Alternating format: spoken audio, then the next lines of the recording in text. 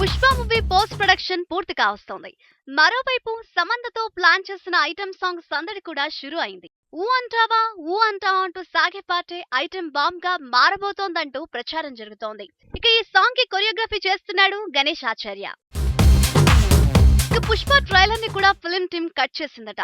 సోమవారం రోజు గ్రాండ్ గా ఈ సినిమా ట్రైలర్ ని లాంచ్ చేయబోతోంది ఫిల్మ్ టీమ్. ఇక 3.5 నిమిషాలతో లెంతీ ట్రైలర్ ని రెడీ చేసినట్లు తెలుస్తోంది.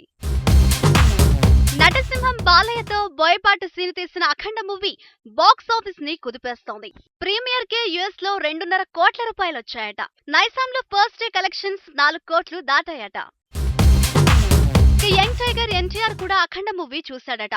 నిన్నే చూసిన తను రీసౌండింగ్ సక్సెస్ కి కంగ్రాట్స్ అంటూ తను చేసిన ట్వీట్ నెట్ లో వైరల్ అయింది. ఇక బ్యాక్గ్రౌండ్ మ్యూజిక్ తో మ్యాజిక్ చేసిన తమన్ కి సోషల్ మీడియాలో పొగడ్తల వర్షం కురుస్తోంది.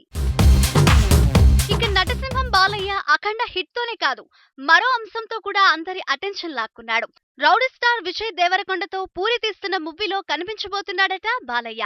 గెస్ట్ రోల్ లో నటసింహం మెరుపులంటూ ప్రచారం జరుగుతోంది.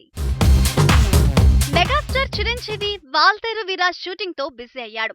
God father 2 schedule, Bhola Shankar 2 schedule పూర్తయ్యాయి. దీంతో 154వ మూవీ షూటింగ్ తో బిజీ అయిన చిరు అండ్ టీమ్ డిసెంబర్ 31కి ఓ సాంగ్ తో సర్ప్రైజ్ ఇవ్వబోతోందట. సమంత ఇన్స్టాగ్రామ్ లో ఫాలోవర్స్ లిస్ట్ తో షాక్ ఇస్తోంది. ఏకంగా 20 మిలియన్ల ఫాలోవర్లతో సమంత సోషల్ మీడియాని ఏలుతోంది. తన మీద ఇంతగా ప్రేమ కురిపిస్తున్నందుకు ఫాలోవర్లకి థ్యాంక్స్ చెప్పింది సమంత. సినిమా టికెట్ల రేట్లు నిర్ణయించే హక్కు ప్రభుత్వాలకు లేదన్నాడు హీరో సిద్ధార్థ్. సినిమా కన్నా మద్యం, పొగాకు ఉత్పత్తులకే గౌరవం ఇస్తున్నారంటూ మండిపడ్డాడు. తాము వ్యాపారం ఎలా చేయాలో ఎవరూ డిసైడ్ చేయాల్సిన అవసరం లేదంటూ సిద్ధు చేసిన ట్వీట్లు సోషల్ మీడియాలో వైరల్ అయ్యాయి.